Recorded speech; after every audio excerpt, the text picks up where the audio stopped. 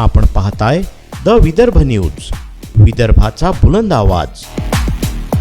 जे प्रकरण नाशिकमध्ये काही तासा अगोदर झालं, त्यांना अटक झाली, काही तासच क्रॉस नाही केले, तिथेही त्यांनी एक बॉस बनवून सगळ्यांनी पूर्ण ग्रुप बनवला, पूर्ण एक ठरवून घेतात आणि आपले जे पोरी बिचारे गरीब जातात, कामासाठी जातात, त्यांना धर्म परिवर्तन त्यांच्यासोबत करायला लागते। ते त्यांच्यासोबत त्यांना जबरन बीफचं मटण खाऊ घालतात, त्यांना जबरन कमला पडायला लावतात, त्यांना जबरन बुरका घालायला लावतात। काही तासही नाही झाले त्यांना अरेस्ट केल्यानंतर आज आमच्या अमरावतीमध्ये परत ती घटना अचलपूर परतवाडामध्ये होते, जिथे 150 पेक्षा जास्त व्हिडिओ व्हिज्युअल एक मुलांनी आमची मुलींसोबत अत्याचार करून त्याचे व्हिज्युअल काढले आणि online video social media YouTube सगळेच सोशल मीडिया प्लॅटफॉर्मवर त्यांनी व्हायरल केले।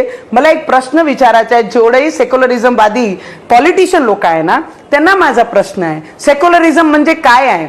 सेक्युलरिझम म्हणजे काय? महिलांना उंच न्यायाचं, जे बाबासाहेबांनी शिकवलं की महिलांसोबत अत्याचार करायचा, आणि ते महिला कोणाच्या? बुरकेवाले नाही, आमची पोरी।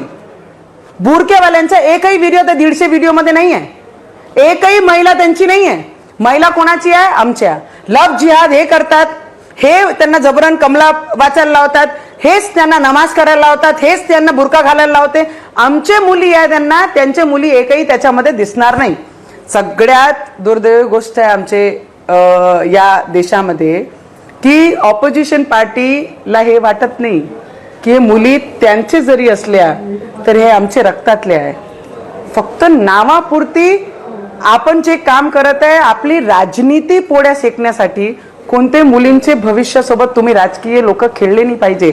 आज त्या अचलपूर मतदारसंघामध्ये त्यांचं घर पाडत आहे।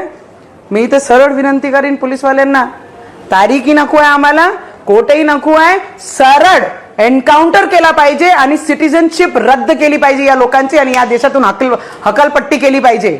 जोपर्यंत असा निर्णय होत नाही तिथपर्यंत यांची हिंमत तुटणार नाही।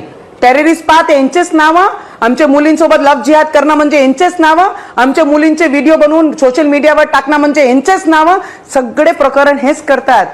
आज या ऑपोजिशनला विचारा की महिला रिझर्वेशन बिल जे पूर्ण पार्लमेंटमध्ये येत आहे त्याच्यासाठी ऑपोजिशनला आम्हाला विनंती करावी लागून राहिली आहे की महिलांना पुढे आणण्यासाठी बाबासाहेबांनी जे शिकवलं त्याला सपोर्ट करा, महिलांना पुढे आणा, त्यांची हिंमत सोबत उभे राहा। तर ऑपोजिशन सोबत आणि जे लोक आता आयजी कडे गेले आहे त्यांनाही माझं एवढंच म्हणणं आहे की तुम्ही जे राजकारण करत आहे ना, की यांचा पाळला तर त्यांचा पाडा, पहिले तुम्ही हे पहा की कोणते मुली सोबत अत्याचार झाले, सगळ्यांचे पाडा। ज्यांनी अत्याचार केला त्यांना एकालाही सोडू नका, पण तुम्ही फक्त एक आपले मतदारांसाठी जे राजकारण करत आहे ते सोडून द्या। या देशातच जा लागते, या देशातच जन्माला आलो आहे, ते काही आपली नाही आहे, पाकिस्तानवाले आहे, पाकिस्तानला पाठवा लागते त्यांना।